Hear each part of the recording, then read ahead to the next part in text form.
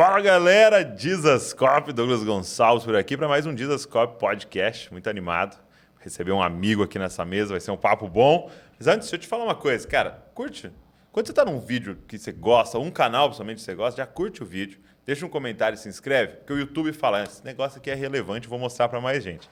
E pega o link no final aí, se algo tocou a sua vida, você acha que vai abençoar alguém, manda para essa pessoa aí pelo WhatsApp, qualquer forma aí, para que a gente possa espalhar a mensagem. Também tem uma forma de você nos ajudar aqui no Dizascope, né? A gente tem toda a estrutura, toda a galera trabalhando aqui, produzindo conteúdo. E a gente tem a loja do Dizascope, que tem muitos livros que nos abençoaram muito, livros que a gente escreveu aqui. E tem Bíblias do Dizascope. E, cara, é muito legal, porque o nosso coração, quando a gente começou a fazer as Bíblias do Dizascope, era para que as pessoas tivessem orgulho, sabe? De andar com a sua Bíblia, abrir na faculdade assim, ó. Entendeu? Mostrar a capa no metrô. Então tá aqui, ó, as Bíblias do Dizascope, tem lá na loja, vou deixar o link aqui na descrição, clica aí, pede, você vai estar ajudando a gente também aqui, toda a galera que trabalha no Dizascope. Vamos embora? Vamos lá.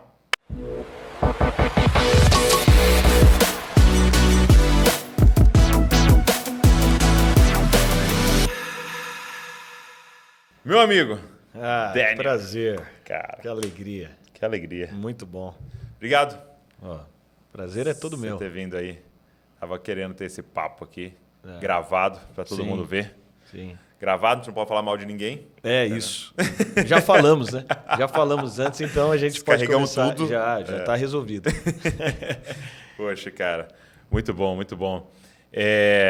Falando nisso, né, de falar mal de alguém, poxa, voltei há pouco tempo lá do tempo sabático e tal, e a gente teve a oportunidade de ir na Bethel, né, lá em Reading. E tem duas coisas que, quando você está longe, né, você pensa, se destaca, né? É música, né? Bethel ficou muito conhecida por causa das músicas, dos louvores, a gente traduziu várias e tal. E eles falam muito sobrenatural, né? Cura, da palavra profética e tal, né? Então a gente foi muito esperando essa questão. Mas quando você chega lá, cara, tem uma coisa marcante lá, que é cultura da honra. Né? Tem um livro famosão deles, né? Que é de lá, Cultura da Honra. Mas, cara, de verdade, assim, a música, o sobrenatural, ele está respaldado, cara, por esse negócio da cultura da honra, né? E por que eu estou falando isso? Porque, mano, é impressionante. Eles têm o dom do elogio. Do elogio. Como algo orgânico, né, Douglas? Orgânico, nada forçado. Assim, o que eu percebo é que, ainda mais, eu acho que por a gente ter uma cultura muito melindrosa.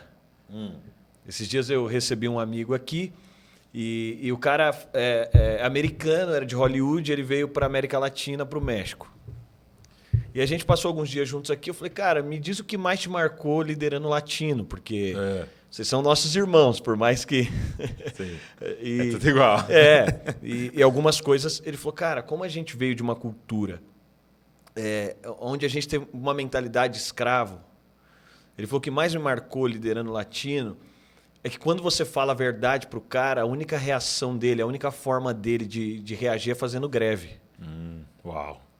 Ele falou, então, o escravo aprendeu a fazer greve. Você fala alguma coisa que contraria, ele fala, amanhã eu não apareço mais. Sim. Não vou pôr mais o mesmo empenho. Porque eu não estou mais envolvido nisso.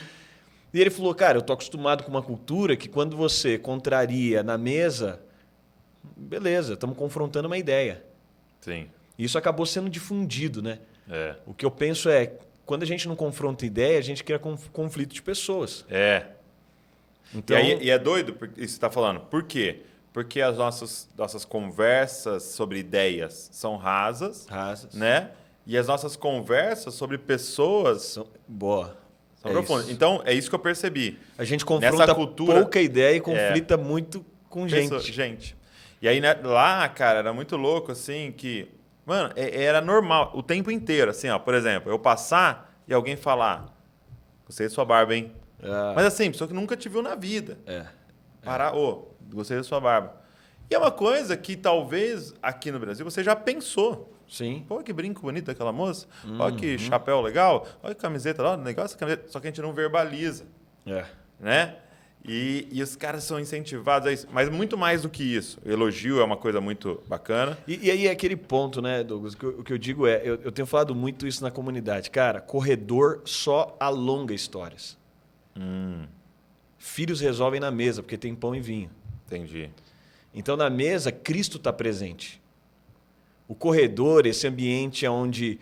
Porque essa cultura de elogio fica parecendo que é uma cultura onde a gente o tempo inteiro... Não, eu tenho certeza que é debaixo dessa cultura que a gente pode confrontar com verdade. Exato. Onde a gente senta e a gente fala, vamos resolver, mas vamos resolver tudo aqui, na mesa, não no corredor. Porque corredor é um ambiente de infantilidade. Muito bom. Então é muito infantil. O que eu digo na nossa comunidade e o corredor ele vai alongando a história. Então assim, eu pego uma história aqui, eu jogo para você no corredor e isso vai indo embora. Vai. Então o que eu digo no corredor, cara, elogie. Sim.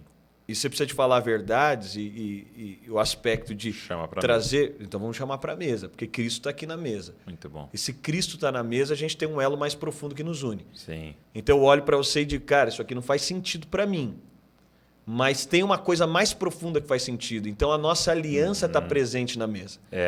E ela é mais profunda do que aquilo que a gente discorda. Mas essa cultura da honra no Brasil... E você poderia dizer, só para esse raciocínio seu... que as redes sociais são um corredor. Ah, com certeza. Com certeza. Porque o corredor... Não são uma mesa, né? O corredor não me compromete com mudança. No corredor eu não tenho um compromisso. Já viu, lembra aquele meme que fez muito sucesso, assim? Tem vários tipos dele. Que é o portão fechado e os cachorros... Tipo assim, parecia que os caras iam se matar. Aí eles abrem o portão assim os dois saem... Porque o que é louco, assim, do que você está falando, é que, cara, as brigas que eu vejo não acontecem no mesmo nível na mesa. Não, quando na mesa chama para a mesa, eu olho para o seu olho. Não, e não é nem por covardia. Mas é porque quando eu sento à mesa e eu começo a ver seu coração e ouvir as suas palavras, e às vezes você está falando um negócio que eu não concordo, mas tem lágrima nos seus olhos, tanto que você acredita naquilo. Cara, tipo... É que vem também, né, Douglas, do modelo de liderança ditatorial que a gente tem latino. Então, qual que é a figura ditatorial? Eu falo, você obedece e não pode ter contraponto no que eu estou falando. Então, a forma de criar contraponto é rebelde. Ela não é aberta. Então, o que eu percebo quando você tem... Uma pergunta agride, né? Agride. Então, eu olho assim o cenário de igrejas... Às vezes a pessoa vem sentar com a gente e, obviamente, você prova muito disso. O cara que ficou anos num lugar, ele vem e senta. Ele fala, cara, 15 anos atrás eu já percebi que não era meu lugar. Aí você fala, cara, você ficou 15 anos. É porque eu não tive a liberdade de ser quem eu sou. Porque quando eu fui colocar... Eu tava, não preciso ir muito longe. Eu tava essa semana conversando com alguém e o cara falou para mim, cara, todas as vezes que eu precisei expressar o meu coração... para olhar as coisas com outra ótica, eu fui taxado de rebelde. Então, todas as vezes que eu precisei de confrontar uma ideia, eu fui taxado de rebelde. Porque no ambiente ditatorial eu falo, você obedece, você simplesmente se submete. E qual que é o problema? O problema é que a honra não é verdadeira. A honra é exigida. Para mim, é muito incoerente. O padrão do evangelho ele não trabalha com nenhum pressuposto de exigência. Então não tem nenhuma exigência. Olha, exija que te ame. Não, ame os seus inimigos. Já não dá. Né? Exija que deem a capa. Não, dê a sua capa. Exija que caminhe mais uma milha. Não, dê... Então não é... O evangelho não foca em direitos. Não. Mas em deveres. E a honra não é o que eu exijo, é o que eu dou. Qual que é o grande problema? A gente avalia a honra por aquilo que eu estou exigindo. Então você pega muitos livros e fala, cara, não tem honra aqui, não tem honra nesse ambiente. Era mais ou menos assim, né? Que você querendo dizer. É como se Jesus chegasse e falasse assim, galera, hoje, aula de honra. Entendeu? Então eu vou sentar nessa cadeira, pôr meu pé nessa vasilha e aí cada um vai fazer uma fila e lavar meu pé. Que eu vou ensinar para vocês como que honra um líder. Exato. E o ponto de Jesus é que a única vez que ele traz sobre ele... Tá, eu sou o Senhor? Sim. Então, tá, eu sou o Senhor e vou lavar os pés de vocês. Sim. Então... E esse ponto de honra, quando não é o que eu exijo, é o que eu dou, a minha métrica muda. Porque quando eu digo aqui não tem honra, eu estou dizendo é porque eu não estou dando honra, não é porque eu não estou recebendo. Porque honra é um produto, né? Honra é um resultado de um ingrediente que você colocou chamado serviço, né? E é interessante porque E a honra não é de baixo para cima, a honra bíblica. É de cima para baixo. Então, numa casa, um filho não honra mais o pai do que o pai honra o filho. O pai honra muito mais um filho do que o filho honra o pai. O nível de doação, o nível de entrega do irmão mais velho, do pai, é muito maior. Ao passo que um filho nunca vai conseguir, ele pode responder essa honra, mas ela nunca vai chegar nesse nível de honra. O pai trabalha, ele vai pegar o salário e ele vai colocar em casa. Ele está fazendo. A gente quer melhorar a vida. A vida dele é o filho. Ele está ali. Então, quando a gente vai para o contexto de honra e a gente traz isso para dentro das relações, sobretudo no ambiente da igreja, foi criada uma cultura. E aí, assim, a gente tem um país com muita gente desigrejada e tem gente que realmente eu olho e falo, cara, realmente as pessoas participaram de um ambiente que era tudo, menos uma igreja. Sim. Porque com um ambiente tão deturpado, eu digo, Douglas, porque eu já participei de ambientes assim. Que chega o pastor X, Y e fica todo mundo com medo no ambiente. Fica todo mundo desajeitado. Louco, né? Porque ele acha que é respeito, né? E aí fica aquele ambiente todo... E o que ele disse é lei, acabou. Assim, às vezes não faz sentido, não está encaixado, é uma insensibilidade com o corpo, mas ele disse e vai ter que ser daquele jeito. E aí a gente tende a achar que honra é isso. Só que qual que é o grande problema? É que isso se torna uma cultura. Então eu acho legal porque quando Jesus fala para Pedro, Pedro, eu vou lavar seu pé, ele fala, você não vai lavar. Isso aqui não vai acontecer. Pedro tinha uma visão sobre honra. Jesus está quebrando um protocolo que Pedro tinha. Ele está acostumado com líderes religiosos e ele está acostumado com o império. No império, não, Jesus. Só que no império eu me aproximo para obter o mesmo nível de vantagem. Então por que eu quero ser um general? Porque eu quero ter o mesmo privilégio que o imperador tem. Salário. Então eu começo a me aproximar não pela responsabilidade, mas pela vantagem. E aí eu falo, responsabilidade é diferente de peso. Porque responsabilidade é algo que Deus nos dá que a gente tem capacidade de corresponder. Por isso o reino de Deus sempre tem que ser tratado com responsabilidade. A gente tem que ser responsável. Olhando para a sua vida, hoje você carrega tanta coisa e você é uma voz para tantas pessoas. Há uma responsabilidade enorme diante disso. Mas não deveria ser um peso, obviamente. Sim. E eu falo, responsabilidade é uma mulher de 25 anos casada engravidando, debaixo de um planejamento. A criança é uma responsabilidade. Mas uma menina de 13 engravidando é um peso. O produto é o mesmo. Sim. A uma é uma responsabilidade que ela pode pegar e ela pode administrar. Por quê? Porque ela tem capacidade de administrar. A outra é um peso. Mas quando a gente olha, Pedro está dizendo, não, você não vai lavar meus pés. Porque ele também está dizendo, eu não quero ter que reproduzir esse padrão depois. Se você lava os meus pés, você produz um ambiente... Obrigado, né? Eu tava vendo esses dias, né, Douglas, assim, e assim, algumas medidas pessoais minhas, assim, né? Eu vejo muito liderança como uma cultura de transição. Então, eu assumi a igreja do meu pai, que meu pai liderou por quase 2 décadas, aos 22 anos de idade. E aos 29 eu transicionei essa igreja. Já tinha alguém melhor que eu para fazer o que eu fazia.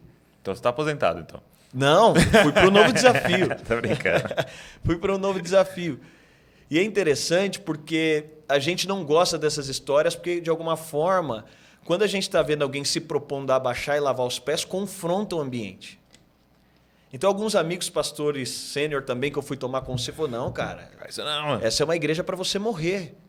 E, de fato, era uma igreja para eu morrer, para eu falar, cara, tá legal aqui, o ambiente está maravilhoso, eu saí num momento maravilhoso, a comunidade é maravilhosa, tudo aqui é maravilhoso. Mas Pedro está dizendo, Jesus, não faz isso, porque você vai confrontar o meu projeto futuro. Eu estou pensando em ser o primeiro para mandar em tudo nesses caras amanhã. Exato. E Jesus está dizendo, não, Pedro, eu vou lavar. E o que Jesus está falando para Pedro é, Pedro, se eu te lavo os pés, você sai daqui em dívida com todo mundo. Você não sai daqui para cobrar. Você sai daqui de pé limpo em dívida. Se você sai daqui de pé sujo, você sai na figura de cobrador. Você vai exigir que te lave.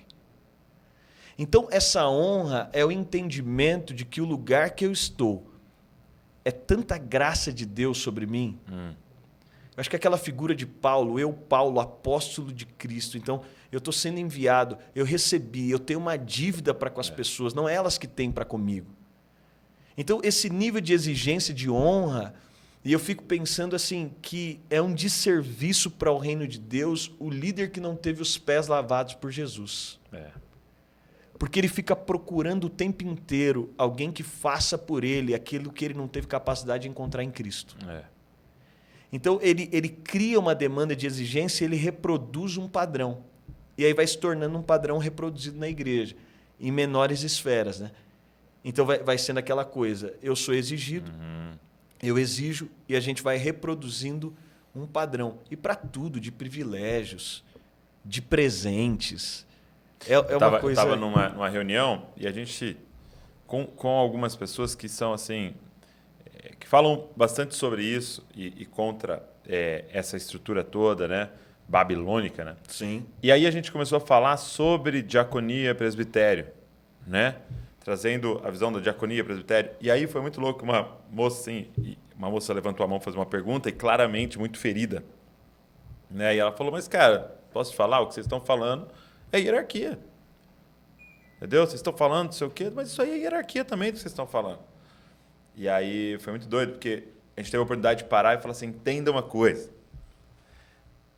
Existe a hierarquia no sentido das funções e tal, mas o que é a diferença? O seu machucado é que você pensa que a diaconia, presbitério, pastorado, o apostolado está falando sobre crescimento e privilégio. Mas a gente está falando de crescimento de responsabilidade.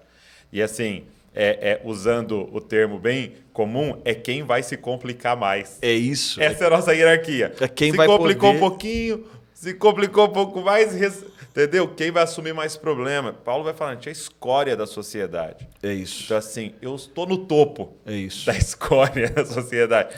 Porque você está falando, e aí sim, até uma hierarquia de quem serve mais. É isso. Quem entrega mais. Não, e quando é por mais. responsabilidade, assim, Exato. Douglas, uma coisa que hoje eu pastorei uma rede de igrejas. E uma das coisas que nos últimos tempos me levou muito a meditar é, será que eu tenho que ficar nesse lugar o tempo todo? As lideranças... Como assim? Eu hoje estou num lugar que como líder principal. E eu olhei para os meus irmãos, e isso faz sentido a mim dentro do meu contexto. Eu olhei para os meus irmãos e olhando, e aí eu fui discutir com a minha esposa. Eu disse, poxa, e se a gente ficasse aqui por um tempo determinado, mas outros pudessem fazer isso aqui também? Porque no meu caso, eu não tenho vantagem nenhuma em fazer o que eu faço. Então assim, eu abri mão de todos os privilégios que eu poderia ter no lugar que eu estou. Eu tenho mais demanda, mais trabalho, mais responsabilidade.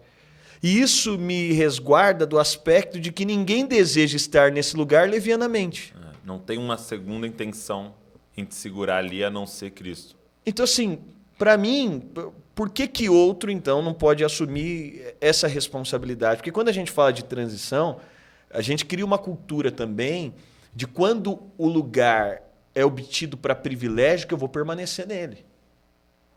Então, eu vou me tornar vitalício nesse lugar. Porque a vantagem aqui, eu tive um tempo atrás, eu fui muito afetado por um livro, acho que até te passei, de um pastor americano, Irwin e tal, e aí pintou uma oportunidade de ir numa conferência, eu sentei com ele, e ele começou a falar de transição, e eu perguntei para ele, por que você acha que a gente não tem uma cultura saudável de transição nas igrejas? A gente não vê normalmente isso acontecendo, a gente não vê esses processos acontecendo. E ele falou, porque a gente precisa de aprender a entender que o privilégio, a gente tem que abrir mão dele. Se a gente só tem privilégio em algum lugar, isso para qualquer função, em qualquer coisa que a gente faça. Por que a gente não está mirando alguém ocupando ou talvez fazendo o que a gente faz? Porque isso vai exigir renúncia, vai exigir entrega, vai exigir que eu aprimorei algo para agora outra pessoa vir aqui e usufruir. Então, assim, eu falo que eu recebi uma igreja em transição, Entreguei uma igreja muito melhor, obviamente. É o processo natural das coisas. Né? Muito Se maior, espera. muito mais sadia. É natural. Mas recebi uma ótima igreja em transição. E quando eu fui transicionar, foi recente agora.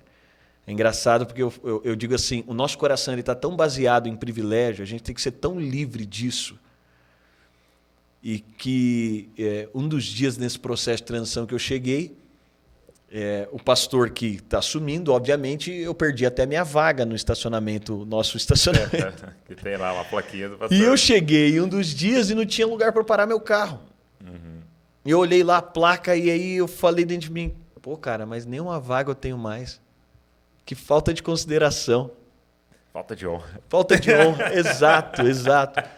E aí é legal porque aí você é confrontado pelo entendimento de que, poxa, mas não é sobre a vantagem que eu posso obter. E quando eu abro mão dessa vantagem, aí de fato o princípio de honra consegue acontecer.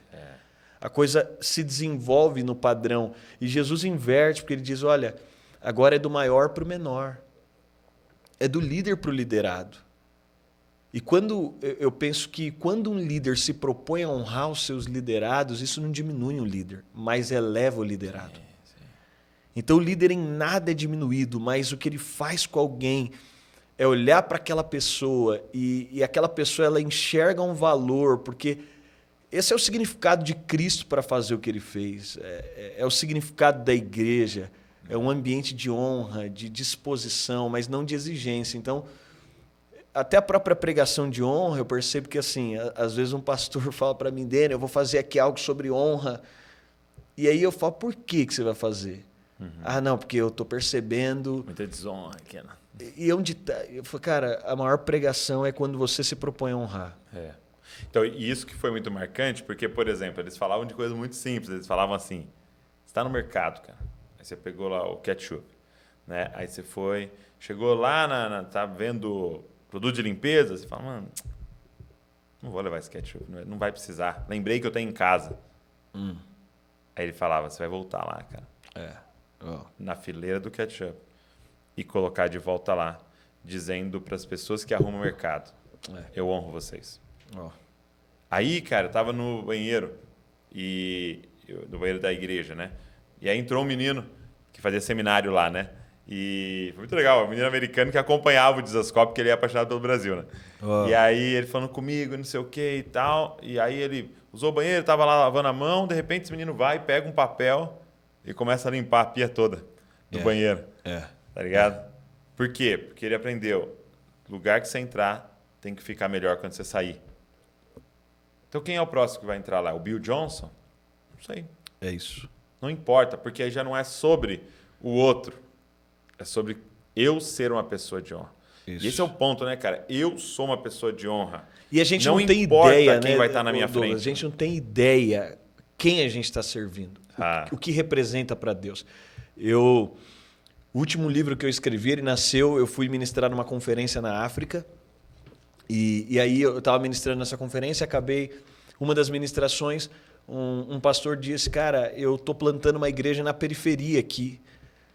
E eu queria saber se você teria um tempo, qualquer momento da sua agenda, eu queria reunir meu time de liderança para você poder compartilhar algo. E esse pastor brasileiro, eu falei, cara, eu vou. Perguntei para o pastor que estava lá, falei, tá liberado. E eu fui. E quando eu cheguei na sala, era uma região muito humilde, simples. Periferia da África. A casa do pastor não, mas o contexto das pessoas que estavam ali era muito simples, porque eu estava numa região periférica, né, de um país pobre. E eu fiquei constrangido. Eu entrei e fiquei constrangido. Como eu estou aqui com você. Poxa, eu estou aqui e tal, eu sei quem o Douglas é, apesar da gente ser muito amigo. Tem ambientes que você entende o nível de importância que você está, tem outros ambientes que você entra mais despretensiosamente.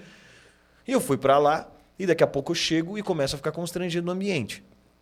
E começo a ministrar, e eu comecei a olhar para uma moça que estava ali, que era uma das líderes, e comecei a ficar constrangido diante dela. Não um constrangimento ruim, um constrangimento positivo, de, poxa, tem alguém muito importante aqui.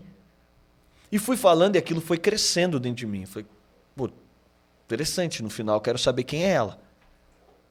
E no final eu cheguei para ela e falei, cara, eu tô constrangido de estar aqui, porque eu não sei quem você é, mas eu sinto que você é alguém muito importante. E eu tô aqui falando e eu queria, assim, poder te ouvir. Eu tô aqui, eu tava até com sinais físicos desse constrangimento de estar ali. E ela falou, não, acho que você está enganado. Você não tem muito discernimento. Ela falou, eu moro aqui, eu sou uma refugiada, porque o meu pai está em guerra civil, eu moro aqui de favor. E tal. E aí ela ficou mais constrangida do que eu. E eu falei para ela, cara, então eu estou entendendo o que está acontecendo aqui. Talvez você não entenda. E aí Deus me trouxe a passagem de Samuel, quando ele vai encontrar Davi. Eu não vejo como o homem vê. E naquele dia... Nem ela sabia. Nem ela. Quem ela era. Jessé, ele só dá uma pincelada à Bíblia. O cara tinha nas mãos o rei que foi o homem mais respeitado da história, mas ele não teve a percepção. E esse aspecto de servir é porque a gente não tem ideia a quem a gente está servindo. E não é nem naquela cultura de uma segunda intenção. Um dia ele vai chegar lá e não, vai ver... Mas é no entendimento de que tem gente desconhecida. Tem gente que ninguém nunca viu. E eu falei para ela, cara, talvez ninguém nunca te veja, talvez, eu não sei, mas eu quero dizer para você que você é muito importante. E meu coração saiu dali constrangido. E Deus começou a ministrar isso ao meu coração. Então, quando a gente fala sobre uma cultura de honra, é porque a gente olha as pessoas com o mesmo significado que Deus vê nelas. E aí eu posso servir com maior significado. Eu estava até dizendo esses dias para a nossa comunidade, um amigo um tempo atrás disse, Daniel, ele falou, cara, eu vivia perdendo caneta. Caneta Bic, você chega aqui, você está com uma no carro, você vai, você volta, tal. Ele falou, vivia perdendo caneta. E ele falou, de tanto perder caneta, eu falei, qual vai ser a única forma de eu não perder caneta? Ele falou, comprando uma Montblanc. Se eu comprar uma Montblanc, ninguém esquece onde deixou. Ninguém trata de qualquer jeito. O problema é que essas hierarquias doentias, elas falam, todo mundo é Bic e tem uma Montblanc aqui. Mas Cristo vem para falar, todo mundo é Montblanc. Não tem ninguém que não vale nada. E ele diz, quando eu comprei uma Montblanc, eu não esqueço onde eu deixei. Uma Montblanc, Muito você não bom, fala, saí de muito casa bom. com uma Montblanc, onde foi parar? Ele falou, então eu nunca mais perdi nenhuma caneta. Ele falou, faça isso. E aí um outro amigo falou, então eu vou te presentear. Cara, eu sei onde está. Agora. Agora, se você perguntar agora, eu ligo lá em casa e falo, ó, tá nesse armário, nesse lugar. Então por que a gente não se propõe a honrar todo mundo? Porque esses Por que ambientes você não criaram... sabe onde certas pessoas estão? Meu Deus. Porque virou é uma Bic. Virou uma comunidade Bic. Cara, a honra, pelo que eu estou entendendo, honra está atrelado a Imago Dei. Eu aprendi essa parada assim, eu sempre vou honrar quem tem a imagem de Deus. Então isso. a pergunta é, quem é o seu Deus? É isso. Porque se o meu Deus é Mamon, eu vou honrar quem eu enxergo a imagem do meu Deus nele. Quem tem dinheiro. Se o meu Deus é a estética, a aparência, eu vou honrar e desonrar quem tem a imagem de Deus nele. Se Forte. eu honro Yahvé, cara, Isso.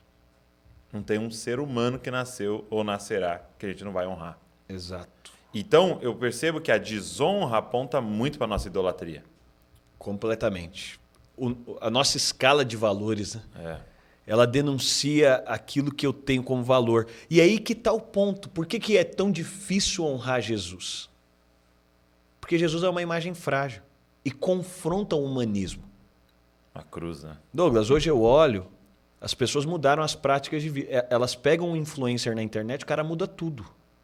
Ele muda a cor de roupa, ele muda a cor de cabelo, ele muda o horário, ele muda tudo. Esses dias alguém chegou para mim e falou, pastor, mudei isso, mudei isso. Eu falei, cara, você está fazendo por sucesso o que você nunca fez por Jesus. Você não faria isso por Jesus. Você nunca desejou ser como Jesus, como você está desejando ser igual ao fulano. Só que quando você vai olhar o fulano, eu acho que um dos fundamentos hoje, dos falsos ensinos que a gente tem na nossa era, é a remoção de Jesus como padrão. Porque o padrão de Jesus é muito frágil. A imagem do Cristo é frágil. Não é o filho de José? Não é aquele cara que está ali? Por quê? Porque a gente não gosta da imagem frágil. A gente tem uma dificuldade. A frustração de Judas é porque a imagem é frágil demais. Eu não posso honrar uma imagem frágil. Então, O que eu percebo hoje eu sempre digo para as pessoas, nunca será o evangelho alguém que se tornou um modelo do qual Jesus não está encaixado. Então, o camarada pressupõe uma imagem, ele se utiliza como modelo, ele se prega, e a gente adora isso. A gente ama isso. Então eu digo para você, eu acordo em determinado horário, eu faço tal coisa, eu vou em qualquer lugar. E aqui eu não estou dizendo sobre uma figura, não, eu estou dizendo sobre um espírito. E eu adoro isso, por quê? Porque se eu propor só Jesus, é muito frágil. É muito simples. A imagem dele é muito simples.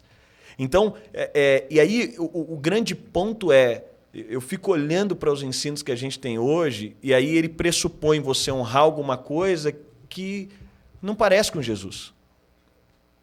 E aí que eu acho que a honra, o desafio dela está justamente nisso, porque olhar a imagem de Jesus é muito simples. E Jesus ama quebrar esses protocolos, né?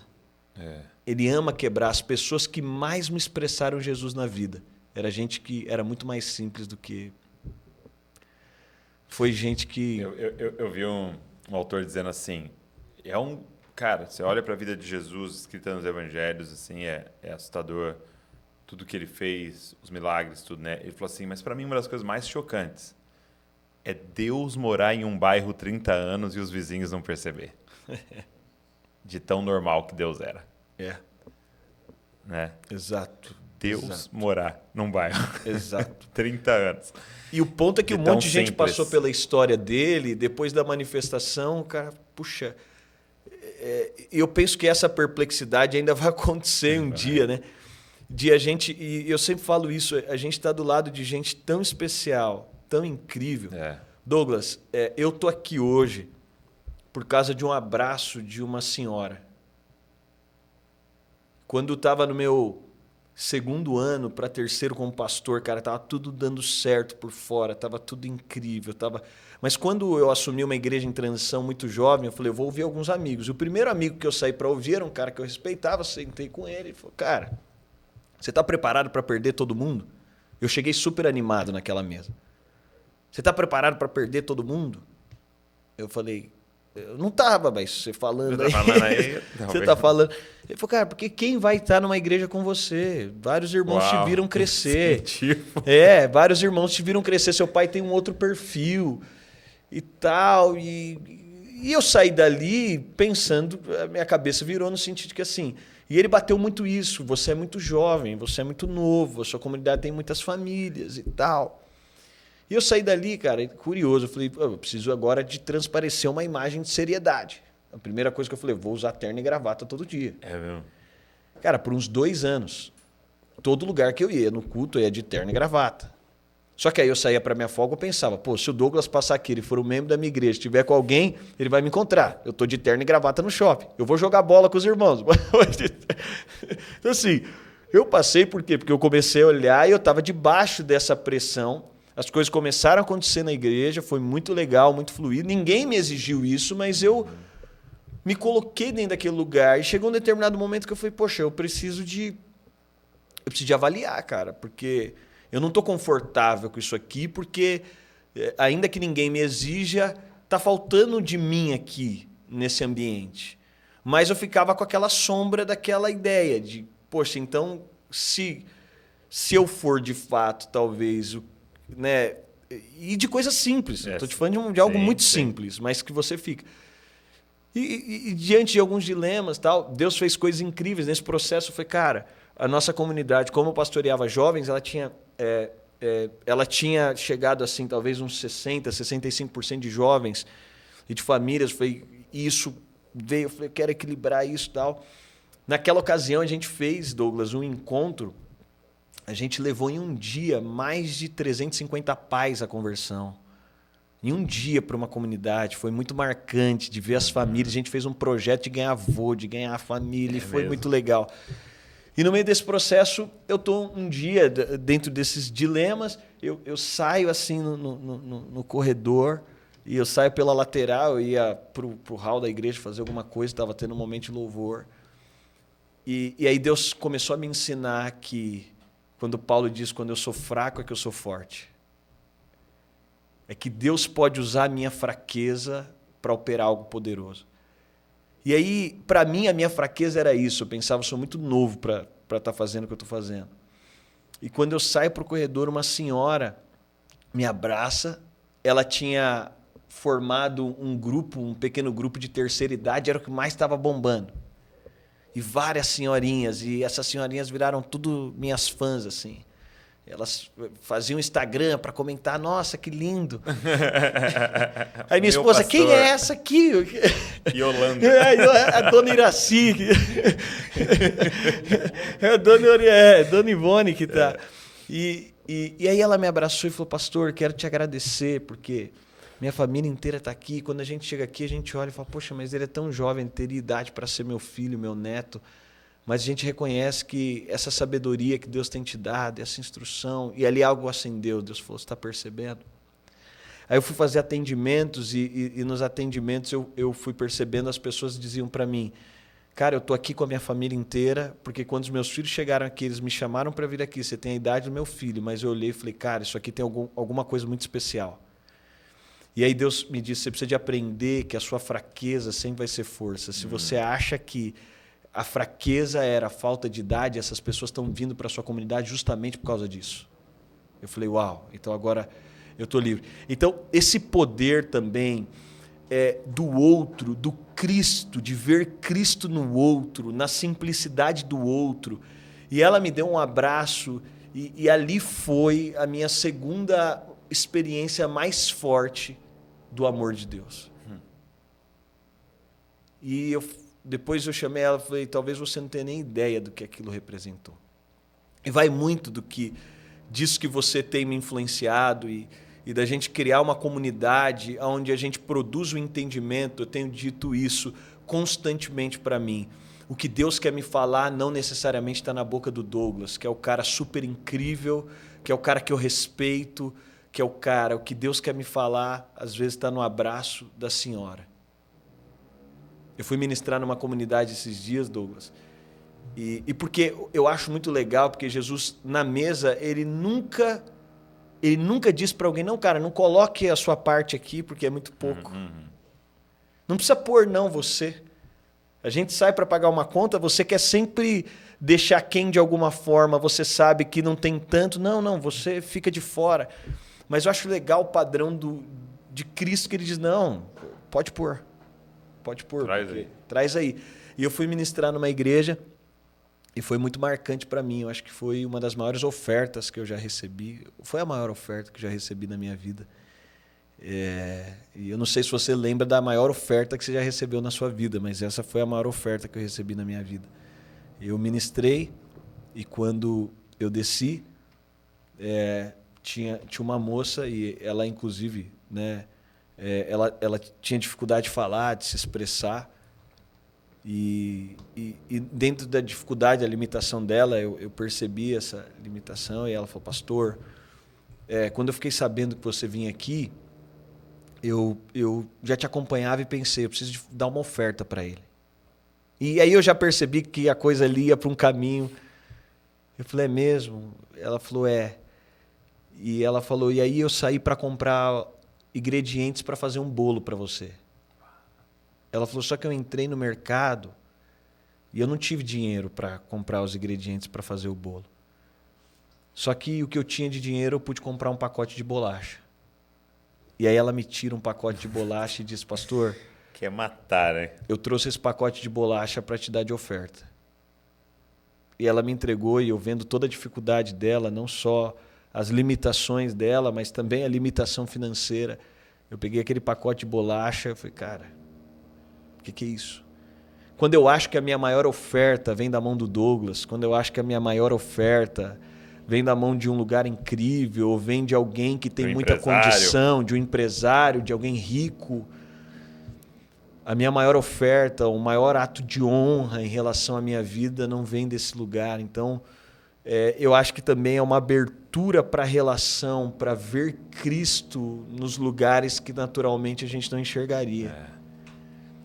Você falando dessa liderança a partir da fraqueza, cara, hoje mesmo, pela manhã, eu e a Val, a gente está orando salmos, né? E a gente estava orando, a gente chegou hoje no 23 e a gente começou a orar tal, né? O salmo mais conhecido do planeta, né? Sim. O Senhor é meu pastor e nada me faltará. E a gente às vezes não percebe nas entrelinhas, né? Porque quando ele fala o Senhor é meu pastor, há uma outra comunicação, né? Sim. Eu sou uma ovelha.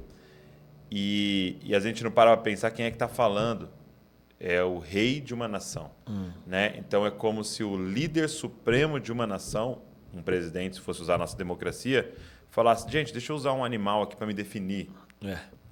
Faz um logo para mim. Entendeu? O animal mais sem força, indefeso, entendeu? E que não consegue nada, não tem um superpoder, não tem um ataque. Não tem, é incrível. Entendeu? Então, assim, você pega o rei e fala assim, deixa eu falar para vocês assim da minha maior qualidade. É isso. Ovelha. Sou uma ovelha. É a minha fraqueza. Que conseguiu fixar os olhos em um pastor.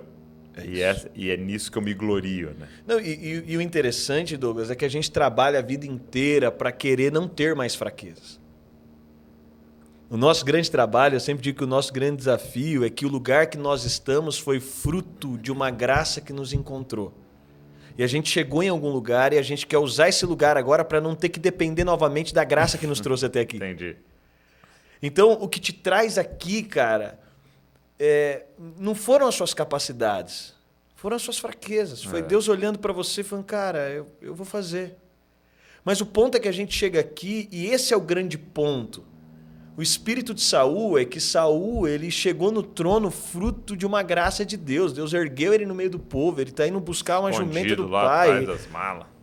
E Deus faz isso com ele. Mas ele pega do lugar que Deus colocou para não ter que depender de novo daquilo.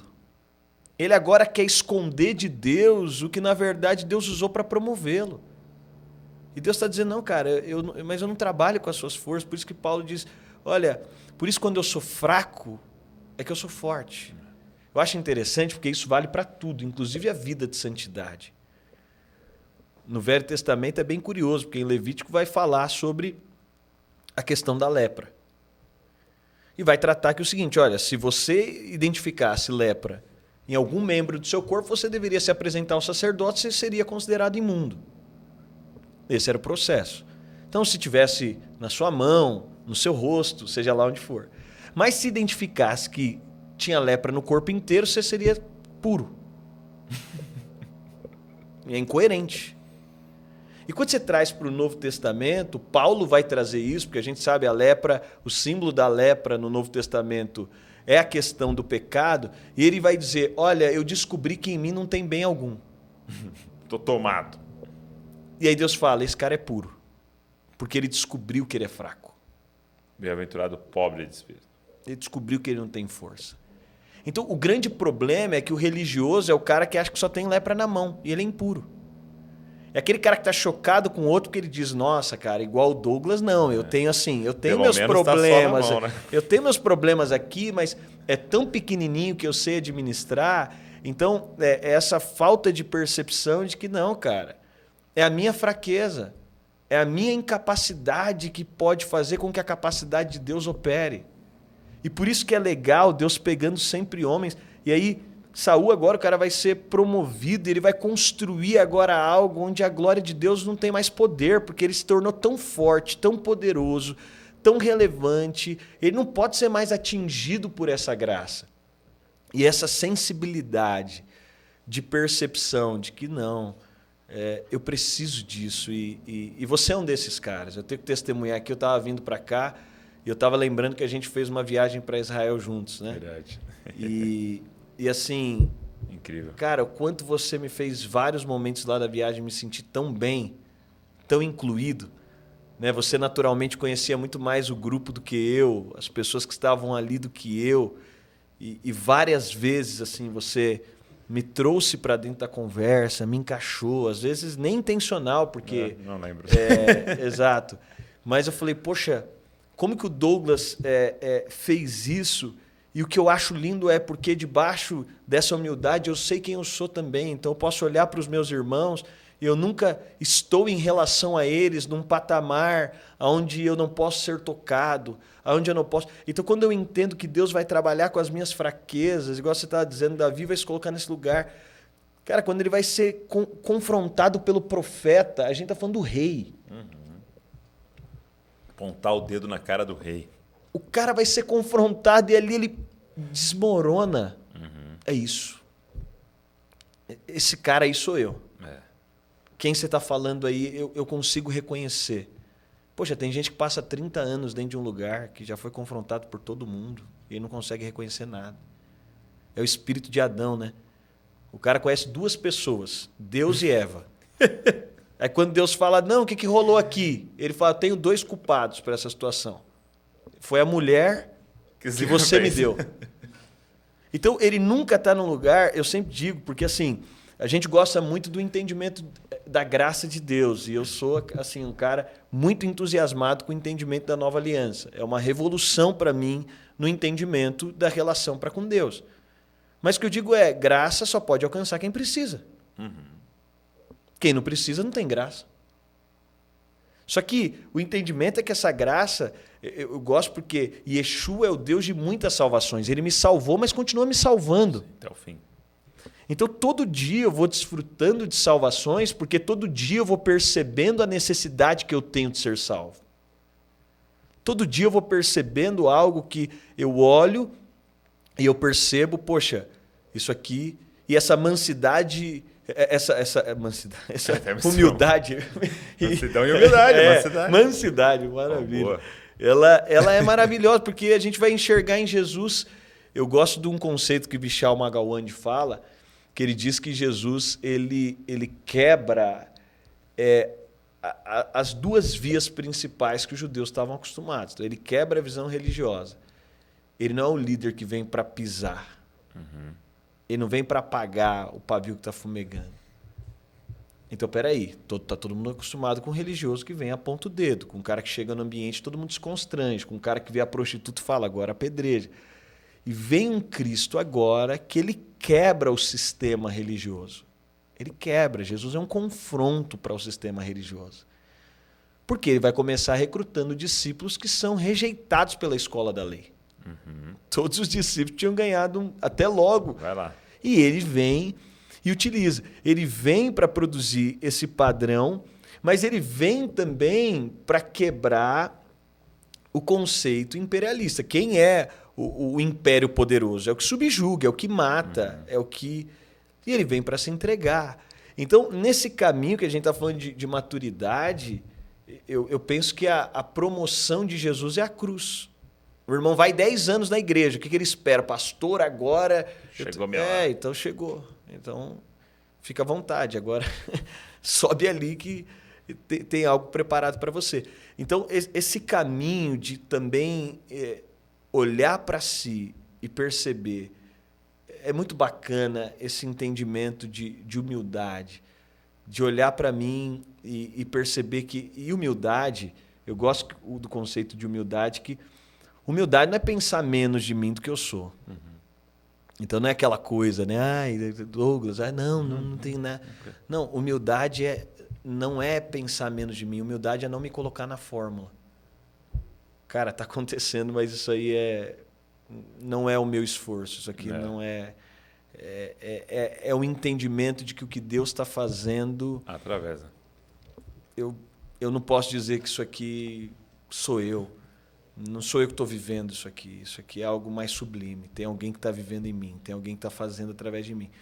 Então, isso muda bastante também a forma com que a gente vai olhar e o tipo de gente que a gente pode receber. Pelo tipo de gente, né? Porque a gente para de definir quem são as pessoas também que podem ser esse canal de Deus para a minha vida. E quando a gente restringe isso, a gente perde a oportunidade de participar de grandes milagres. Né? Quando que você teve convicção, assim, você falou que assumiu a igreja com 22 anos, né? Quando é que você teve convicção assim, da sua vocação? Já chegou na sua adolescência, sempre você pensava em outras coisas, e, vamos dizer assim, outras profissões? Não, bastante. Eu sou filho de pastor, né? Igual você. Sim, eu sei. E, cara, a última coisa do mundo que eu queria era ser pastor. Eu não sei se você experimentou disso, mas eu, assim, a última coisa que eu pudesse colocasse uma lista, eu pediria, não coloca pastor junto. E, cara, meu pai sempre foi um cara, assim, um cara incrível, um padrão único, e não tinha a ver com meu pai, tinha muito a ver como eu via a forma que as pessoas tratavam os pastores. Sim. Então, como eu via mais ou menos a coisa, eu falei, cara, isso aí é um lugar assim que...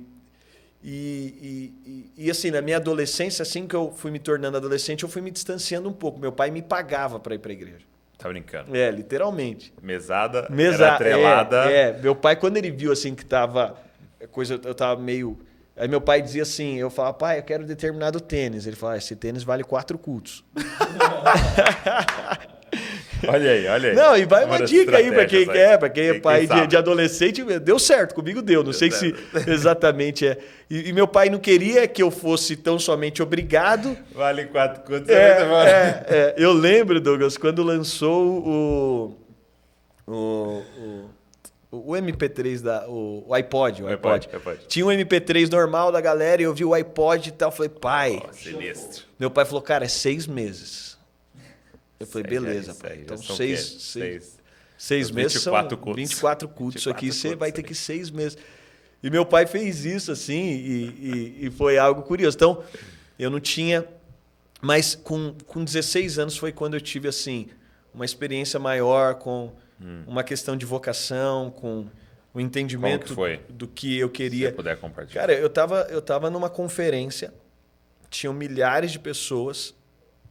Eu estava num ginásio e foi quando eu tive uma experiência. Eu só dei uma resposta simples assim. Deus falou para mim, será que você pode vivenciar essa paixão, essa experiência lá onde você está? Será que você poderia fazer com que isso... Eu só queria pegar aquele fogo ali e levar. E Deus falou, você pode só transportar isso aqui? Pegar alguma coisa que está aqui? Eu falei, tá bom. Isso foi produzindo desdobramentos a partir dali. A coisa foi acontecendo... A partir dali, eu digo que ter pai pastor para mim não foi um padrão de facilidade, pelo contrário. Porque eu também pensava, vou me tornar pastor só porque meu pai é pastor e tal. Então, eu me peguei, eu estava ali no momento de definições, mas quando eu saí da escola, eu falei, cara, eu vou fazer seminário. Eu já sentia convicção para isso. E eu falei, eu vou fazer seminário. E aí um pastor amigo, ele... estava nos Estados Unidos, ele tinha acabado de fundar um seminário nos Estados Unidos. Ele falou, cara, vem para cá. 2 meses antes de eu ir, tá tudo certo para eu ir, tudo programado para eu ir. 2 meses antes de eu ir, eu conheço a minha esposa. Isso eu tinha 18 anos. Eu conheci minha esposa e tal. A gente se conheceu, foi bem intenso logo que a gente se conheceu. Aquela coisa, conheci e tal. E não sei o quê. E você conheceu na igreja? Não? Na igreja. E ela, eu brinco, né? A gente guarda a saia branca que eu vi ela até hoje. Então foi aquela coisa de amor à primeira vista. Aí eu conheci ela e eu falei, cara, daqui 2 meses eu tô indo embora para os Estados Unidos, eu vou fazer seminário e tal, meu projeto e tal. E aí ela falou, nossa, é mesmo e tal, e ficou aquela coisa. Eu falei, mas vamos fazer o seguinte, se por algum motivo meu visto for negado, e eu fico, mas assim... O pessoal lá dizia, é impossível. Porque visto estudante com tudo certo, não tem como ser negado. Eu falei, mas se eu, por algum motivo, se eles me pedirem mais documentação, se alguma coisa acontecer nesse processo... Estou entendendo que não é eu vou entender que não é para ir, eu vou ficar e tal. E aí eu fui, ela orou muito, com certeza. Oração contrária. Semana sem dormir, sem comer. E aí pediram mais documentação. A gente quer mais documentos e tal. Aí eu falei, cara, eu não vou dar prosseguimento. Aí eu falei para eles, eu estou entendendo o que está acontecendo e tal. Fiquei no Brasil e fui fazer seminário e no meio desse processo comecei a... Mas você fez um seminário aqui? Fiz um seminário aqui, comecei a liderar jovens, depois pastoreando. E quando foi para assumir a igreja, o projeto não era que eu assumisse a igreja. Tinha um copastor, o cara programou a vida inteira, mudou para a rua, para o bairro do prédio da igreja, tal, tudo muito próximo. E 6 meses antes de todo o processo acontecer, já estava tudo certo, tal, ele me faz uma reunião e fala, gente, eu tenho que ser sincero, Deus me deu uma palavra para uma outra região. E eu fui conversar com a minha esposa e minha esposa falou para mim, eu não te falei nada porque eu estava receosa de te frustrar, para você não achar que eu não estava junto, mas... E aí na reunião, quem vai ser então? Aí tinha outros pastores, o Dênio. Eu falei, vamos embora. Vamos rodar aqui, vamos ver. Vamos ver que o Espírito vai falar. Vamos lançar. E aí eu falei, poxa, se houver uma aceitação geral, se fizer sentido, não quero vir para trazer desgaste para a comunidade. E ali eu mergulho assim, né, mais profundamente, mas já pastoreava jovens. Então eu começo a pastorear a comunidade a partir dali, mas foi com 16 anos quando eu tive assim uma convicção, uma certeza, e a partir dali eu comecei a funcionar nisso, numa esfera menor, mas já fazendo aquilo que eu tinha convicção. E aí depois a minha vida foi se encaixando nessa direção. E sempre chamou Dínamos? Sempre chamou Dínamos. Então antes quando meu pai fundou, já era Dínamos. Qual foi Dínamos. a ideia do nome? Atos 1:8. E recebereis poder, Dínamos. Dínamos. O Dínamos de Deus. Então, a palavra no original é Dínamos. Então, e sempre foi uma igreja que... Na verdade, a palavra dunamis, mas aí quando você traz para o português... Da dinamite. Né? Exato. É Dínamos de Deus. Legal. Então, e esse nome tem muito a ver com a característica e vocação da igreja no sentido da busca pelos dons do Espírito, sempre foi um lugar que havia manifestação. Sim, muito, muito forte, até porque assim, meus pais vieram de uma raiz bem pentecostal, assembleana. Que legal. Né? Bem pentecostal. Quem não? Assembleana. Quem nunca, né? Todo mundo tem um pezinho lá, todo mundo tem. E minha mãe é daquelas profetas do coque. Total. Hoje ela tá modernizada, né? Foi modernizando.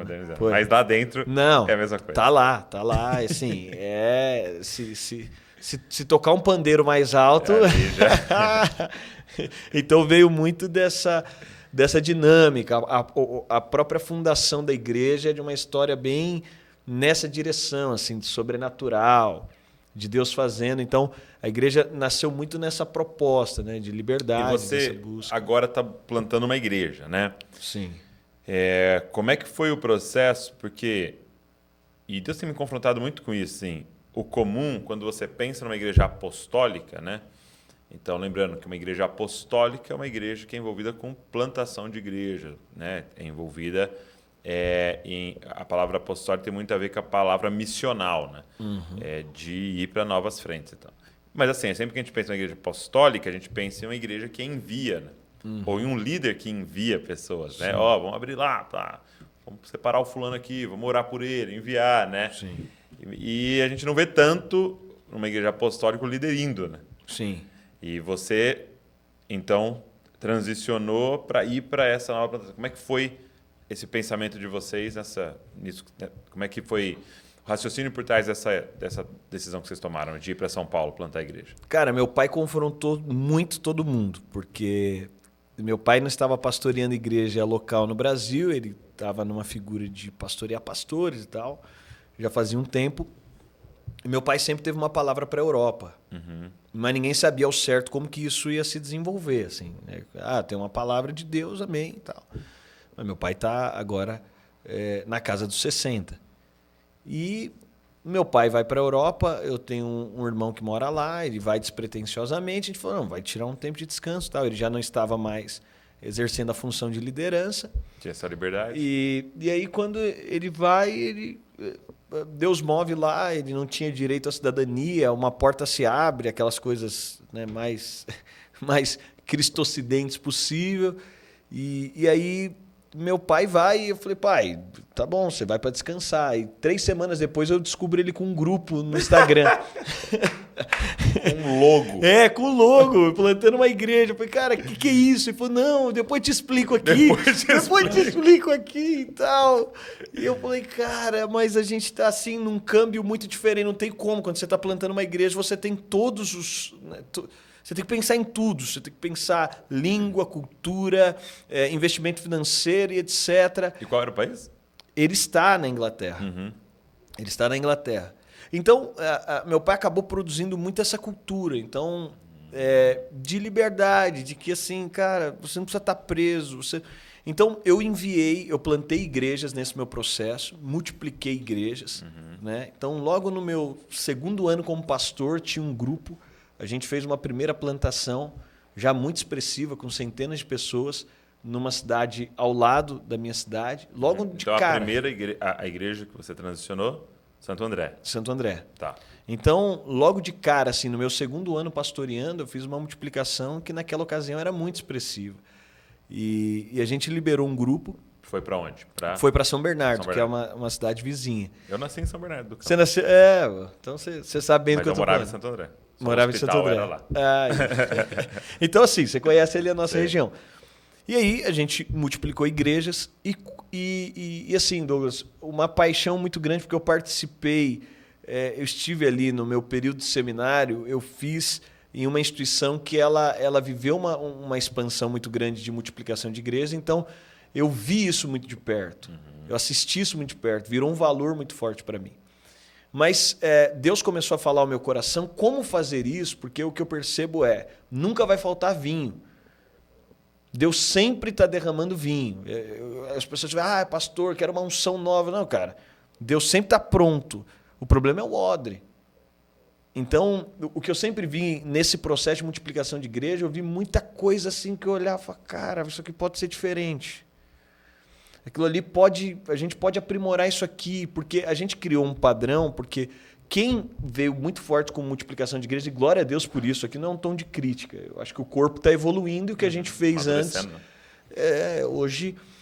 Mas eu vi assim, muita gente sofrendo para plantar a igreja.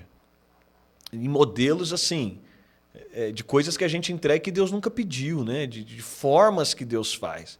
Esses dias eu estava com um cara e falou, não, eu quero ter a experiência de não ter nada para comer em cima da mesa, para mostrar para meus filhos provisão de Deus.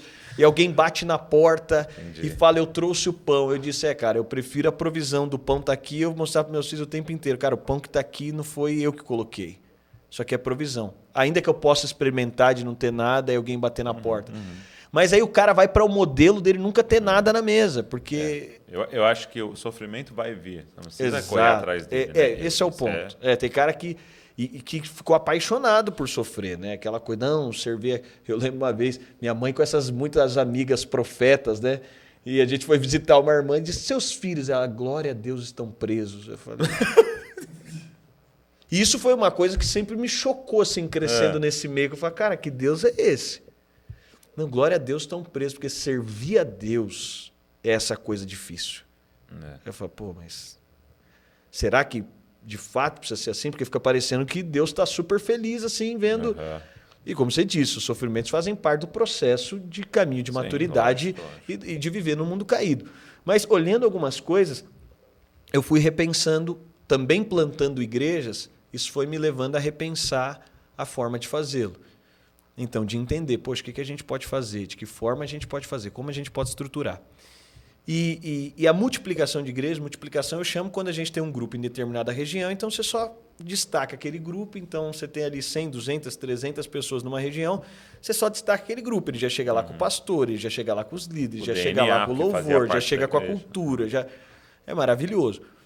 Mas quando você fala da plantação de uma igreja a partir do zero, você encontra outros tipos de desafios, né? As demandas são completamente distintas de uma multiplicação de igreja para uma plantação de igreja. E eu comecei a sonhar muito sobre a plantação de uma igreja. Mas a região que eu iria, ela tem uma certa proximidade. Então, quando a gente foi fazer o caminho de transição, o que eu pensei? Eu vou levar 50 casais comigo, eu chego lá, eu continuo achando que tendo a possibilidade, é uma forma hiper saudável de começar um novo projeto. É mais simples, você já chega com a estrutura, você já chega... E eu fui orar. E quando eu fui conversar com o primeiro casal, e o pastor que ia me suceder, eu disse para ele, cara, nós temos uma comunidade aqui muito grande, se eu levar 50 casais aqui, vai ser tranquilo. Eu consigo levar 50 casais daqui, não vai representar aqui, lá... Nem perceber. Lá vai ser... Exato. E aí ele falou, ok, que isso, né? Estamos aqui para isso e vamos embora. E aí eu fui sentar com o primeiro casal. E quando eu fiz o convite para ele, eu senti que o Espírito Santo se entristeceu na mesa. É mesmo. Eu falei, opa, peraí, está acontecendo alguma coisa aqui que eu... E quando ele levantou e foi embora, ele falou, amém, pastor, vou pensar, vou meditar e tal. E quando ele levantou da mesa, Deus me falou, liga para ele e pede desculpa para ele. Fala para ele que você está desconvidando. Você está removendo o convite, né? Criando aqui o meu. E aí, então o que o senhor quer fazer? Ele falou, não, você sabe todo o modelo que eu estava te falando, eu quero que você dê um passo de fé para vivê-lo. E aí foi onde eu mergulhei nesse novo tempo, para dar esse passo de fé. e entendendo depois que várias pessoas do nosso contexto precisariam fazer isso. Então, fazê-lo. Precisa ver à frente. E como eu estou te dizendo, é muito legal nas instituições quando a gente dá esses passos, porque acaba confrontando o ambiente completo. Então, o ambiente fica confrontado. E eu não quero propor que todo mundo deva fazer isso. Não. Acho que é infantil esse pensamento. Mas, no meu caso, eu percebo que isso confronta o ambiente. E eu queria viver uma experiência, Douglas, assim, eu percebi Deus me levando a experiência de assumir uma igreja em transição, de multiplicar igrejas, de transicionar uma igreja, mas eu falei, eu quero uma experiência também de plantar uma igreja, de ver uma igreja nascendo, de ver os primeiros irmãos. Então foi muito legal, porque a gente resolveu dar esse passo no meio da pandemia.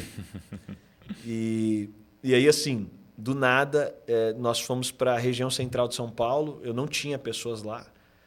Então, para dizer que a gente foi sem ninguém, a gente foi com 8 pessoas.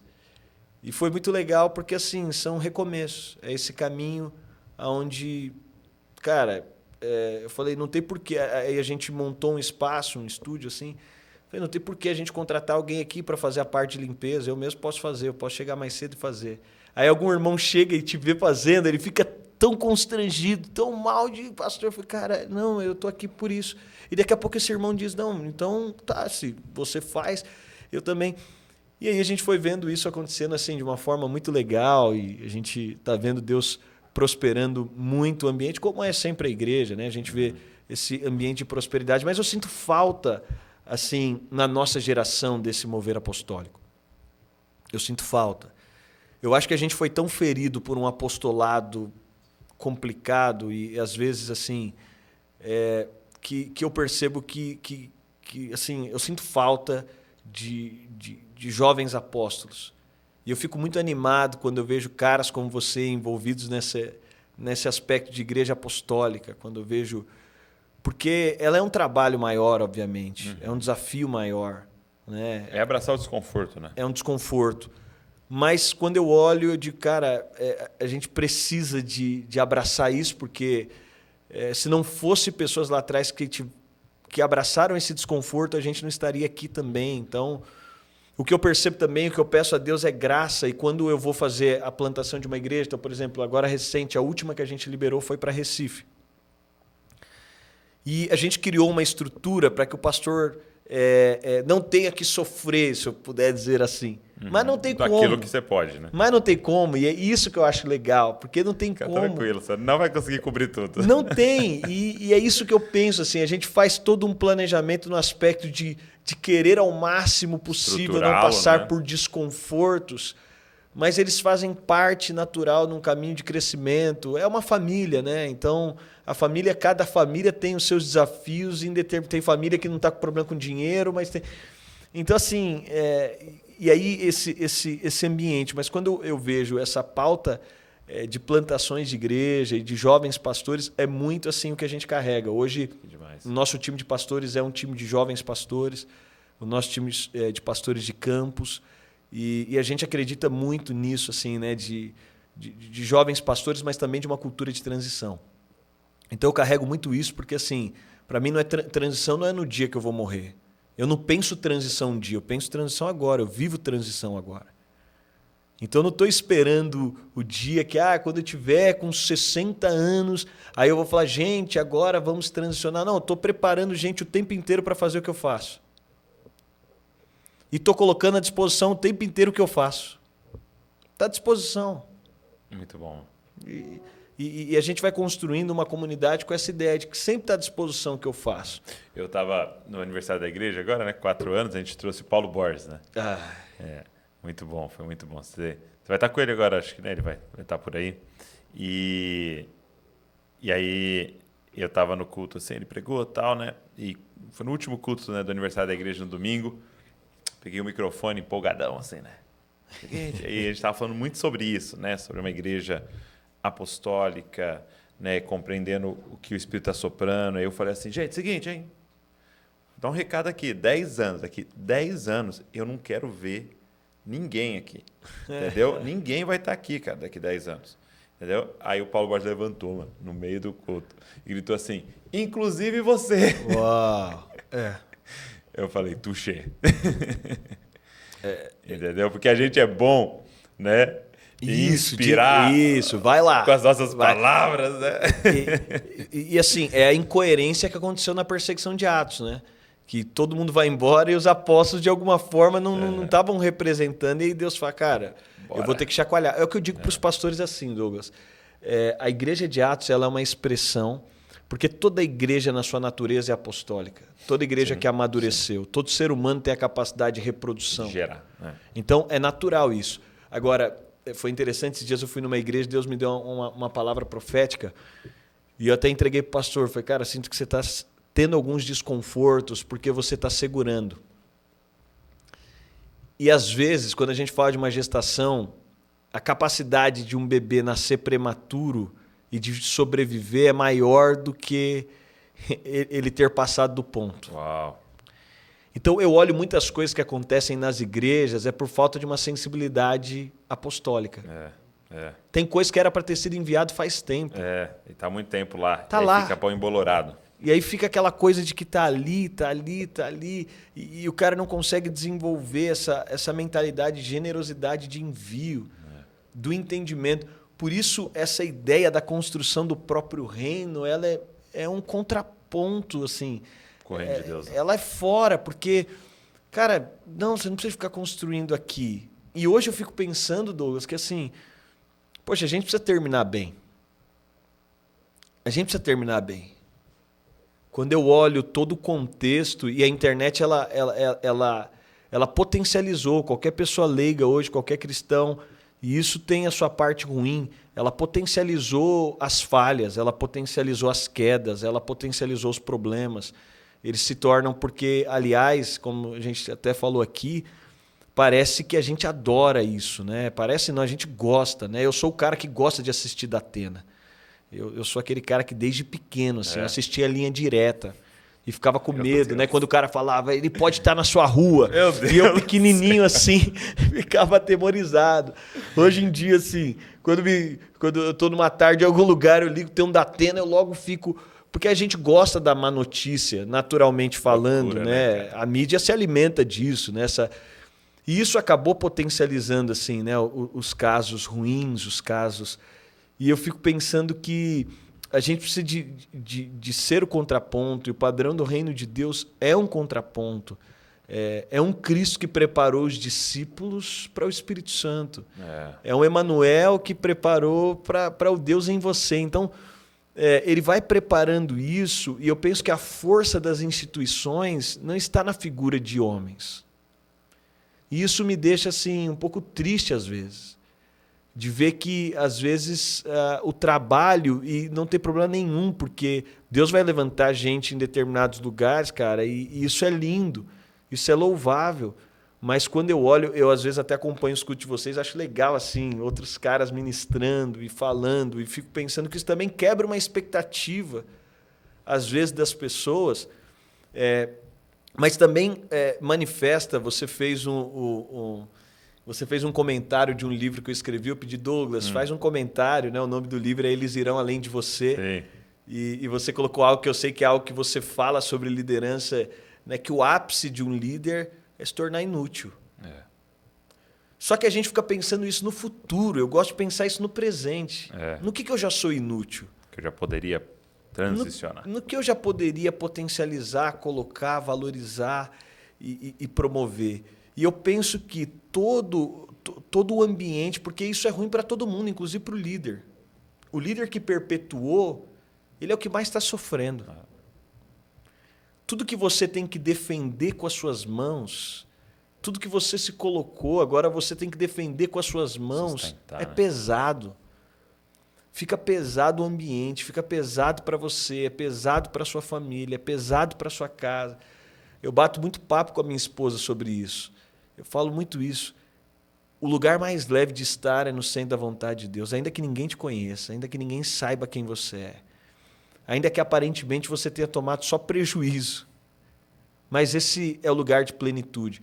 E quando eu olho essa nova geração apostólica, eu vejo uma geração muito mais livre.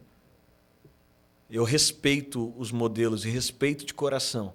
Eu respeito quando a gente quer tratar tudo só no aspecto de um estatuto ou segurar tudo só pelo papel. Mas não é sustentável. A longo prazo, a construção do nosso coração diz muito mais do que os nossos compromissos de programação. Eu percebo que se aquilo que a gente está construindo é a prova de Judas, não é o que Jesus estava construindo, né? A forma de Jesus liderar permitia um Judas, né? Isso é demais, né? Com essa liberdade e é o ápice do entendimento de que ninguém já está mais me devendo. Então eu gosto de Jesus assim. Não tem como ninguém te humilhar, né, cara? Você se humilhou, né? Tem tá como todo mundo indo ninguém te embora. matar, né? Porque Jesus você dizendo, entrega a cara, sua vida. tá todo mundo indo embora. Vocês querem? Eu tenho uma teoria particular que quem vai embora no discurso de Jesus, a multidão que vai embora, a multidão que crucifica na cruz é a multidão que se converte em Atos. Eu também acho. No aspecto de que assim é um cara que está tão livre. Ele me deixou tão livre, inclusive para ir embora, que eu procurei em outros lugares. Falei, ué, mas nenhum outro lugar me dá esse nível de liberdade. Nenhum outro lugar me permite isso. E é legal estar com líderes que não podem ser traídos. Se nada do que você fizer para ele... Então Jesus inofendível, né? Judas, legal, cara. Isso aí faz o que faz o que tá na sua ideia. Faz o que você está a fim de fazer. Faz o que você veio fazer, porque eu estou fazendo o que eu Mas só pode fazer isso, né, Douglas? Eu fico pensando quem não está trabalhando na construção do seu próprio império. Porque esse cara é um prejuízo. Eu preciso de percebê-lo a quilômetros. E eu também não dou oportunidade de transformação dele. Porque eu penso também que Pedro não foi muito diferente de Judas. Né? Eu gosto da ideia de que, assim, eu tenho pensado muito isso, né? A gente tem vários padrões de homens de Deus e a gente nem sempre tem padrões de arrependimento, porque quando os nossos homens de Deus erram, eles não têm a capacidade de demonstrar onde erraram. Eu fico pensando, quando João foi escrever, Pedro falando, João, se puder tirar o capítulo 21 aqui, cara, porque o 20 e 21 não tá legal para mim. Assim, você sabe, aqui eu dei uma escorregada e depois Jesus vindo na praia me encontrar. Não, tá lá. Tá lá e tá lá, assim, essa comunidade orgânica e tá lá. E onde pinta ele pior é em Marcos. E a galera diz que foi Pedro ditando para Marcos. Tipo assim, ele fez questão, né? Tipo, mano. Não, e isso nos dá liberdade em comunidade, né, Douglas? Porque no ambiente religioso, nesse ambiente que eu tenho que defender posições, eu não posso mostrar fragilidades. Sim. Então quem defende posição não pode mostrar fraqueza. E aí quando a gente vai olhar a dinâmica com que Jesus constrói a primeira equipe apostólica, né? Ele vai construir, na verdade, ali a equipe apostólica e o primeiro grupo de homens que vão fazer essa expansão, ele vai estabelecer Pedro na frente de João. E João não negou, ele estava na cruz. Vamos ser sinceros, se fosse por um perfil de mérito, João é que devia. Mas Jesus está mostrando para João, olha, Pedro errou, mas é ele que vai estar. Você está vendo a vulnerabilidade, você está vendo a fraqueza dele. E ao mesmo tempo Deus está dizendo para Pedro, eu estou te colocando na frente de João para que você não se constranja com ele também. Por quê? Porque você está aprendendo que isso aqui é uma oportunidade de crescimento, de desenvolvimento, de você poder amadurecer. João vai amadurecer com você liderando, você vai amadurecer com João participando, e a história de vocês vai ter maturidade. Mas por quê? Porque, Pedro, você não vai ter que defender isso aqui. Você não vai ter que lutar por isso aqui. É na sua fraqueza. Me incomoda muito, Douglas, como pastor, e eu sei que você já viveu isso várias vezes. Eu já fui pastor que o irmão senta e continua a pessoa sentando com sugestões assim. Estou aqui há tantos anos. Então, assim, seria bom avaliar. Eu acho que o meu crescimento, o meu cargo... Entendi. Eu acho que seria bom você avaliar, assim. Eu já estou servindo aqui há um bom tempo, né? E assim, eu acho que não tenho reconhecimento suficiente. Então, se alguma coisa não acontecer, sabe aquele papo com o chefe, assim? Eu recebi uma proposta ali e se alguma coisa não acontecer eu não aqui... quero ir. Exato. Porque eu amo muito a empresa aqui. É isso. Eu amo a empresa, mas eu amo mais alguma coisa que possa acontecer. E eu já... Óbvio, todo pastor é refém disso. Sim. E a gente pode não estar vendo algo que está acontecendo muito bom, né? E no ambiente de política, eu preciso ficar refém de tudo isso, porque eu também sou um refém disso. Mas no ambiente de Cristo, eu posso me mover dentro desse contexto, eu posso estar dentro desse contexto, mas também não ser refém de todo esse contexto. Eu posso... Uma coisa que eu falo para os caras é o seguinte, alguém fala assim, pô, mas não me viu, não me enxergou, tem impressão que não vai. Eu falo assim para os caras, você acredita mesmo que o seu pastor, seu líder, pode impedir o que Deus vai fazer na sua vida? Você acredita mesmo que esse cara é tão poderoso que Deus fala, não acredito, que droga, ia fazer tal coisa, mas o fulano me atrapalhou. Meu braço estava aqui, ó, para abençoar, ele segurou. É isso. Você acredita? Cara, não tem ninguém que possa, cara, impedir aquilo que Deus vai fazer na sua vida. É claro, você está em pecado, você quer largar tudo, tal, beleza. Agora, fora isso... É isso. Entendeu? Então, é essa tranquilidade, né, cara, de tudo cooperar, né? Não, e é essa questão, porque assim, quando você entra pelo aspecto da exigência, é muito delicado. Então, quem chegou em algum lugar exigindo no reino de Deus é muito delicado. Porque esse padrão de exigência, naturalmente, você vai ter que pisar nos outros, você vai ter que criar jeitos, você vai ter que aprender a lidar com a situação. Fazer sem o coração, né? Você vai ter que aprender a ser político, você vai ter que aprender a jogar. E aí você entra num jogo, você tem que aprender a jogar, você tem que aprender a fazer, você tem que aprender o que você pode falar, o que você não pode falar, porque isso aqui vai comprometer o seu plano, aquilo ali. E aí se torna um ambiente que, com todo respeito, mas o aspecto da vida orgânica da igreja não é uma empresa, não é um plano de carreira. Onde uma família. Eu jogo para cá, volto para lá e faço assim, porque aqui vai me colocar e porque eu estou há tanto tempo aqui. E o ponto qual que é a dificuldade da maioria das pessoas? A gente tem a dificuldade do irmão mais velho. Porque não necessariamente quem ficou ali ou quem... A maneira de Deus fazer é dele. E aí, esse nosso aspecto de às vezes, ter que nos submeter ao entendimento de que, nossa, eu estava aqui, esse cara faz tudo do jeito que ele quer e volta aqui, tudo acontece com ele, mas o reino de Deus é assim. Então, eu sempre estou preparado para que eu não esteja na posição, talvez, que eu planejei. Amém. E por isso que a posição de servo ela é a melhor que a gente pode estar. Porque... Poxa, meu amigo. Isso é muito forte. Obrigado, cara. É um prazer. Obrigado por derramar seu coração aqui, derramar o que Deus tem ministrado com você há tantos anos e o que você tem visto. E eu queria te honrar, cara, para mim, assim, me inspira muito... a sua identidade, cara, você assim, essa clareza que você tem de quem você é, entendeu? E é muito leve, é muito bom ser seu amigo. Eu não me sinto numa mesa transacional, onde você fez isso para estar num podcast, para eu estar numa conferência. Eu não me sinto, eu sinto que essa relação é muito além disso, assim. E eu me sinto assim diante de um príncipe, diante de alguém que sabe exatamente quem é em Deus, e por isso Deus confiou tanta responsabilidade tão cedo nas suas mãos. Obrigado, cara, que você inspire uma geração. E é real, líderes. Né, Douglas? Eu sempre digo que os maiores líderes que Deus vai levantar ainda não foram levantados. Amém. E a gente sempre está olhando, e eu sei que tanta gente vendo, e eu acredito muito nesse algo orgânico, eu acredito Amém. muito... É um país com tantos cristãos, mas eu acredito que a restauração vem de cima do púlpito. Amém. Eu sei que tem tanta gente que ouve, e eu até disse aqui, né? Eu não queria ser pastor porque eu vi a forma com que algumas vezes meu pai foi tratado. E você vai crescendo, você vai vendo, né? Você vai enxergando, você vai assimilando algumas coisas. Você fala, poxa, o cara está se doando inteiramente aqui. Mas o que eu digo para as pessoas precisa ser um alvo de oração os nossos pastores. Sim.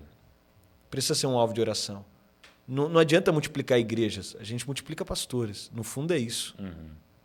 O movimento apostólico é de pastores sendo enviados. Porque se não tiver essa figura lá, né, óbvio, não é só o pastor, mas é alguém que Deus levanta ali para o desenvolvimento da comunidade. E eu fico olhando o quanto que a gente precisa ter responsabilidade de oração com os nossos pastores. Né? Culturas saudáveis, elas infelizmente não são uma regra, deveriam ser. Sim. mas fruto de pessoas também que elas não têm a paciência, elas não têm a capacidade de levar diante de Deus, elas não conseguem lidar com aquilo de maneira espiritual. E o quanto isso é importante, e ver pessoas como você, a nossa amizade, a mesa que a gente está, me enche de esperança. Assim, né? Olhando para os próximos 10, 20, 30 anos, me enche de esperança o tipo de pastores que Deus está levantando, outros que Deus está restaurando, e tantos que já estão aí com a gente nessa caminhada, visualizando aquilo que Deus está fazendo. Então, assim, obrigado por aquilo que vocês representam. Eu sou um dos caras que consome demais aqui tudo que vocês fazem e tudo aquilo que vocês carregam, e é um privilégio enorme. É nóis. Obrigado. Obrigado você que ficou assistindo aqui até agora, ficou com a gente ou ouvindo, e eu espero que tenha abençoado, inspirado você. E a gente gosta assim de que a partir disso vários insights venham na sua cabeça de coisas que Deus quer falar com você. Como eu falei, pega o link, manda para geral aí, vamos abençoar muita gente. Deus abençoe e não se esqueça, você é uma cópia de Jesus. Valeu!